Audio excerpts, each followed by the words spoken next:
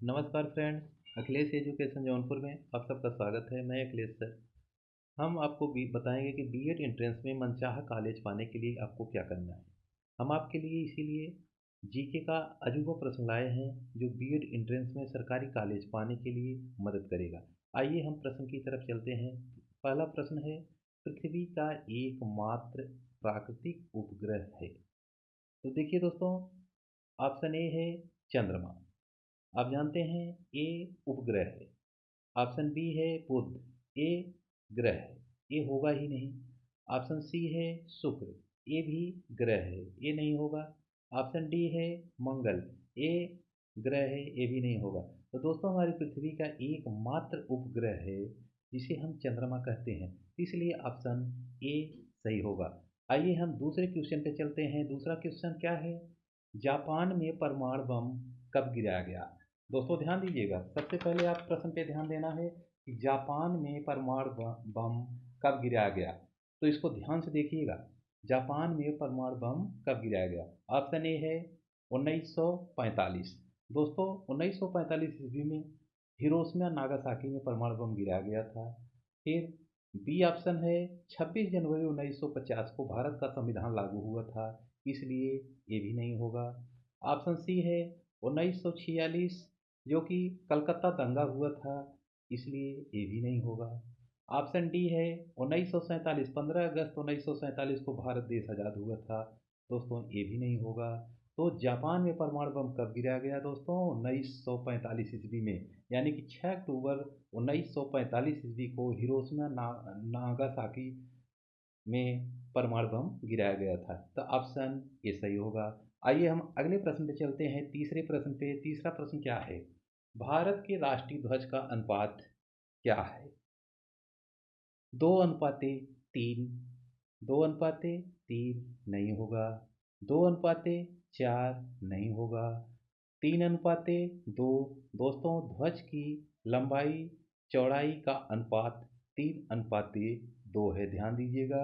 अगर ऐसा ऑप्शन आता है कि 3:2, आपको कंफ्यूज करने के लिए भी आएगा कि 3:2, 2:3, 2:4, 4:2, तो आप कंफ्यूज मत होइएगा, क्योंकि आपकी जो ध्वज की लंबाई और चौड़ाई का अनुपात है वो 3:2 है। और ऑप्शन डी है 4:2, ये गलत है। दोस्तों आपका ऑप्शन सही हुआ, ऑप्शन सी। अगले प्रश्न पे चलते हैं, चौथे प्रश्न पे। चौथा प्रश्न आपका है, नींबू और संतरे में कौन सा विटामिन पाया जाता है। नींबू और संतरे में कौन सा विटामिन पाया जाता है, दोस्तों ध्यान दीजिएगा, बहुत ही इंपॉर्टेंट प्रश्न है। Option A, option A. इसके स्रोत क्या हैं। ऑप्शन ए के स्रोत हैं दूध, मछली, पालक, गाजर। दोस्तों ये नहीं होगा। विटामिन बी, विटामिन बी के स्रोत क्या हैं, सोयाबीन, गेहूं, बाजरा, मैदा, ये है। तो इसलिए दोस्तों विटामिन बी जो लिखा गया है ऑप्शन बी, ये भी नहीं होगा। तो ऑप्शन सी में चलते हैं, विटामिन सी लिखा गया है। विटामिन सी दोस्तों, ये जितने भी खट्टे फल आते हैं, जितने भी खट्टे फल आते हैं, जैसे नींबू हुआ, संतरा हुआ, मौसम्मी हुआ, ये सब विटामिन सी में पाया जाता है, ध्यान दीजिएगा। इसलिए आपका ऑप्शन सी सही हुआ। लेकिन जब आप देख ही रहे हैं तो चारों ऑप्शन को ध्यान से देखिएगा, क्योंकि आपके किसी न किसी परीक्षा में ये आपका काम आएगा। तो देखिए ऑप्शन डी, विटामिन डी। तो विटामिन डी के स्रोत क्या हैं, सूर्य से जो रोशनी मिलती है, इससे हमको विटामिन डी प्राप्त होता है। इसलिए इस प्रश्न का उत्तर ए भी नहीं है, तो ऑप्शन आपका सही हुआ, ऑप्शन सी। चलिए हम अगले प्रश्न पे चलते हैं। अगला प्रश्न हमारा है पांचवा, शिक्षक दिवस कब मनाया जाता है। शिक्षक दिवस कब मनाया जाता है, आइए हम इसी पे बात करेंगे। शिक्षक दिवस कब मनाया जाता है, तो 5 सितंबर। आप जानते हैं शिक्षक दिवस सर्वपल्ली राधाकृष्णन के जन्म दिवस पर मनाया जाता है।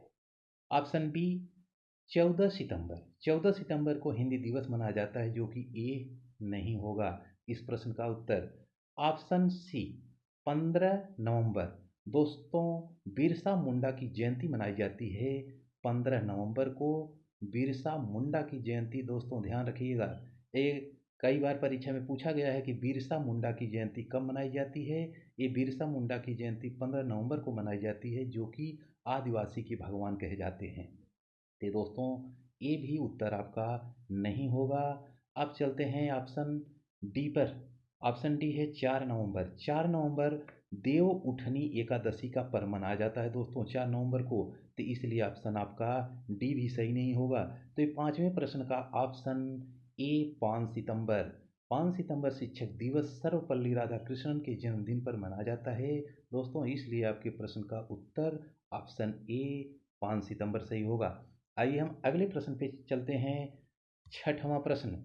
छठवां प्रश्न है भारत के किस शहर में जंतर मंतर स्थित है।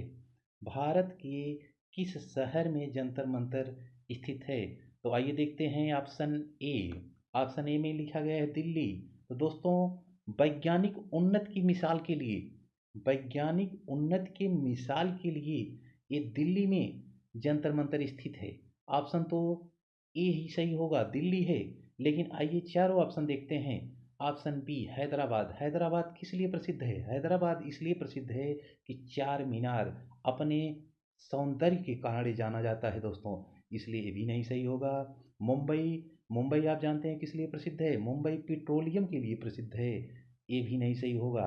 तो ऑप्शन डी है जो कि गुजरात ऐतिहासिक स्मारक के लिए प्रसिद्ध है, इसलिए भी नहीं सही होगा। तो प्रश्न नंबर 6 का आपका ऑप्शन ए सही हुआ। आइए चलते हैं, हम आपको अगले प्रश्न की तरफ लेके चलते हैं। सातवां प्रश्न।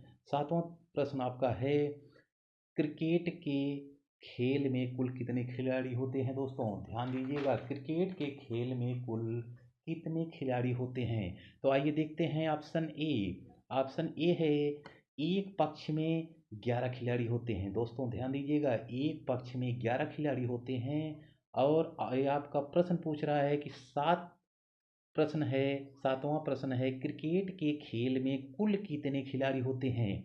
तो ऑप्शन ए में 11 दिया गया है, जो कि यहाँ पे कुल पूछ रहा है, और एक पक्ष में 11 होते हैं, तो इसलिए ऑप्शन ए गलत हो गया दोस्तों। ऑप्शन बी में चलते हैं। एक पक्ष में 11 खिलाड़ी होते हैं तो दूसरे पक्ष में 22। एक पक्ष में 11 और प्लस 11 बराबर कितने होते हैं, 22 होते हैं दोस्तों, ध्यान रखिएगा। तो इसलिए आपका ये ऑप्शन ए सही नहीं होगा। तो ऑप्शन बी है 22। तो दोस्तों दोनों पक्ष का मिला करके 22 होते हैं, इसलिए ऑप्शन बी सही है। अब चलते हैं ऑप्शन सी पर।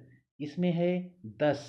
आप जानते हैं किसी भी खेल में 10 खिलाड़ी नहीं होते हैं। ऑप्शन डी है 9। ये किसी भी खेल में 9 भी खिलाड़ी नहीं होते हैं दोस्तों। तो इस सातवें प्रश्न का क्रिकेट के खेल में कुल कितने खिलाड़ी होते हैं दोस्तों, ध्यान रखिएगा। ऑप्शन बी सही है, जो 22 होते हैं। चलिए हम अगले क्वेश्चन की तरफ चलते हैं, आठवें क्वेश्चन पर। आठवां क्वेश्चन आपका है दोस्तों, ध्यान दीजिएगा, उत्तर प्रदेश की राजधानी है। बहुत ही सुंदर प्रश्न है दोस्तों, छोटे बच्चों के लिए भी है, क्योंकि ये प्रश्न बेसिक प्रश्न है। इसको देखिए, आठवां प्रश्न है उत्तर प्रदेश की राजधानी है नई दिल्ली। दोस्तों नई दिल्ली तो भारत की राजधानी है। नई दिल्ली भारत की राजधानी है, इसलिए ऑप्शन ए सही नहीं होगा। Option B Lucknow. लखनऊ दोस्तों उत्तर प्रदेश, लखनऊ उत्तर प्रदेश की राजधानी है। आइए सी पे चलते हैं। प्रयागराज। प्रयागराज कुंभ नगरी के नाम से जाना जाता है, इसलिए भी नहीं सही होगा। उत्तर प्रदेश, उत्तर प्रदेश जनसंख्या का सबसे बड़ा राज्य। उत्तर प्रदेश भारत में जनसंख्या का सबसे बड़ा प्रदेश कहा जाता है, लेकिन यहाँ पे प्रश्न है उत्तर प्रदेश की राजधानी कौन है, इसलिए ये भी सही नहीं होगा। ये प्रश्न 8 का उत्तर प्रदेश की राजधानी दोस्तों ऑप्शन बी सही होगा। ये आपका आठवें प्रश्न का ऑप्शन बी। अब चलते हैं हम अगले क्वेश्चन की तरफ। Question number 9। 9 पे चलते हैं दोस्तों। 9 प्रश्न है भारत में कुल कितने राज्य हैं। भारत में कुल कितने राज्य हैं दोस्तों। अगर आप अभी तक लाइक नहीं किए हैं तो लाइक कर दीजिए, और बेल आइकन पे बटन जो लगी है उसको बेल आइकन क्लिक कर दीजिए, जिससे जो भी वीडियो बने आपको सबसे पहले नोटिफिकेशन मिल जाए। और आने वाला जो बीएड का एंट्रेंस होने वाला है, इसमें हम आपके लिए एक से एक ऐसा प्रश्न लाएंगे जो कि आपको एंट्रेंस में मदद करेगा, और जिससे कि आपको सरकारी कॉलेज मिल जाएगा।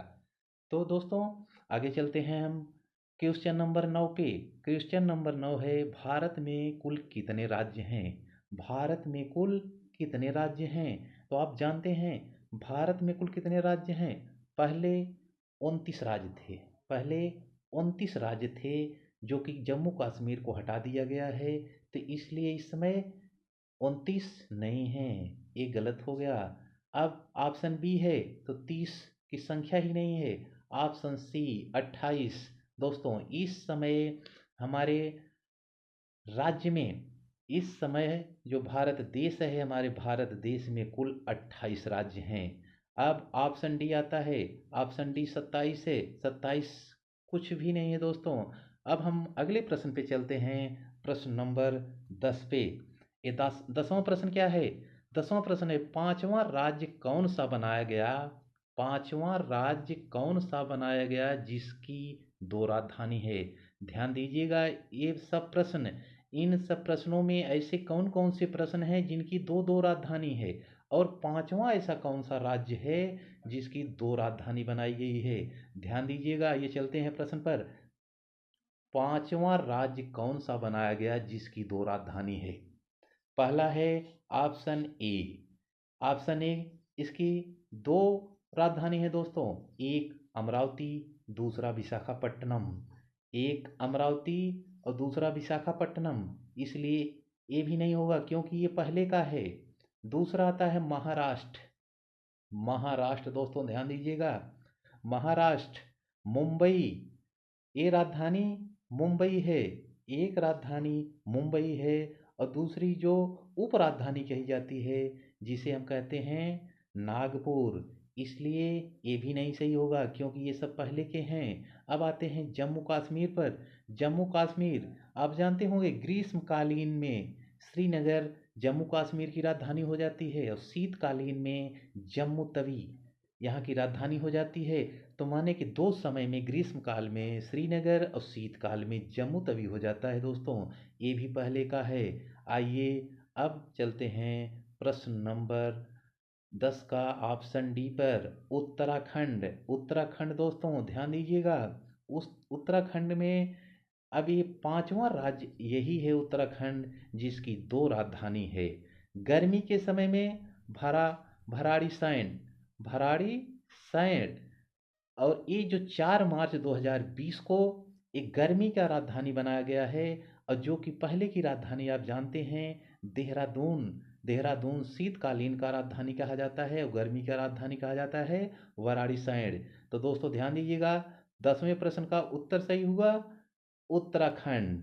तो दोस्तों आपको हमारा वीडियो कैसा लगा? इस वीडियो को देख करके आपको अगर लगा हो कि हमारा वीडियो अच्छा था और आपके कंपटीशन में काम आ सकता है, तो उसके लिए हमको कमेंट अवश्य कीजिएगा। और लास्ट में हम आपके लिए ऐसा प्रश्न लाए हैं, आप देखिए, ताजमहल में कितने कमरे हैं दोस्तों? ताजमहल में कितने कमरे हैं? तो दोस्तों ये बहुत ही ऐसा प्रश्न है कि जो आप सुने तो जरूर होंगे। इसमें 22 कमरे हैं दोस्तों, ध्यान दीजिएगा। ये कई प्रकार से प्रश्न आता है कि ताजमहल में कितने कमरे हैं? 22 कमरे हैं। 18 कमरे तो छोटे हैं, और 18 कमरे छोटे हैं, लेकिन 4 कमरे जो हैं, 18 कमरे आप देख रहे हैं, ये छोटे हैं, और 4 कमरे बड़े हैं। और प्रश्न पूछ रहा है ताजमहल में कितने कमरे हैं? दो। ऑप्शन ए का 2, दोस्तों ये गलत हुआ। ऑप्शन बी का 6, ये गलत हुआ। ऑप्शन सी का 5, ये भी गलत हुआ। तो दोस्तों ध्यान दीजिएगा, अभी हमने बताया कि टोटल ताजमहल में 22 कमरे हैं, टोटल 22 कमरे हैं, जो कि 18 छोटे हैं और 4 बड़े हैं। इसीलिए परीक्षा में प्रश्न पूछा जाता है कि ताजमहल में कितने कमरे हैं? तो एक कमरे सिर्फ 4 कहे जाते हैं। क्यों? ये चारों कमरे में आप एक कमरे से दूसरे कमरे में जा सकते हैं, लेकिन 18 कमरे में आप एक कमरे से दूसरे कमरे में नहीं जा सकते हैं। इसलिए ताजमहल में कितने कमरे हैं दोस्तों? आपका ऑप्शन डी सही है। अगर आपको इसका दूसरा उत्तर भी मालूम हो तो आप कमेंट करके हमको इसका उत्तर कमेंट बॉक्स में दीजिएगा। हम अगले वीडियो में आपसे फिर मिलेंगे, और वो भी आपको बीएड एंट्रेंस की परीक्षा से संबंधित प्रश्न लेकर के आएंगे और बहुत ही अच्छा प्रश्न लेके आएंगे दोस्तों। तब तक के लिए दोस्तों जय हिंद, वंदे मातरम दोस्तों।